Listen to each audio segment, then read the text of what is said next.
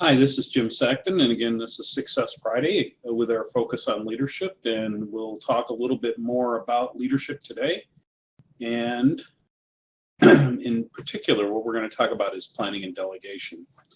And really, the point of this is to talk about how you interact with people that you deal with on your job, at your work. And the reason is not very long into business do you find out you can't do everything yourself. So if you're a manager or an executive at a large company, you realize you've got a staff and you've got to manage them. But even if you're like me, a sole proprietor, only person working in the business, I have a team of people that I work with, both other focal point people as well as vendors that I work with on a regular basis, and they're all my team. And if I want to execute a project, then I need to plan and delegate tasks to them. So the question really is, how do I plan out my work and the work of others? And what if those others don't work for me? And that last bit I want to start with first.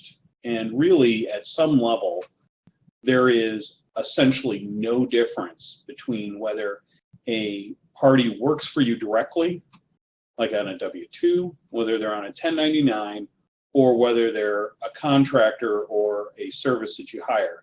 You have to establish the plan of work with them on what that's going to be like, and hold them accountable for their work.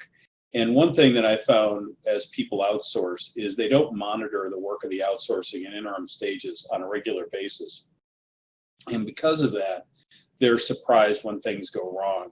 So don't expect to have no management responsibilities, no leadership responsibilities, no delegation responsibilities associated with outsourced contract work or just outsourced service work to other companies.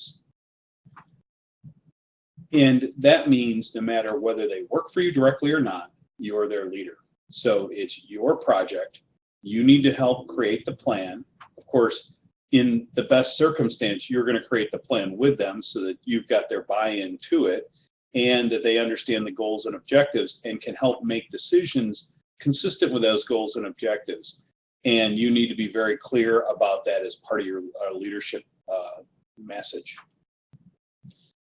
So the question really becomes, what kind of delegation style do you use? And there are three styles that are often used. The first one's called directive delegation. The second one's called management by objective. And the third one's called leadership. And these have a lot to do with how much trust you have involved in the relationship. So the very first time you work with somebody, you're very likely not going to have a lot of trust. You'll be directive. As that goes on, you'll get to management by objective, and finally to leadership. When we go into the next week, we're going to talk about those styles some more, and that'll be what where we head next. But each of these have some common characteristics around assuring that there's a plan, that there is an amount of accountability and authority created for both the delegation person, that both the person is delegated from and to, and how that's going to work. And that is all a part of leadership. Having the plan, having the vision, right? That's what we talked about before. And then how you get others to buy into it, how you delegate tasks and make sure the delegation works. So there you go. That's the message for this week. So Jim Sackman, change your business, change your life. Have a great day.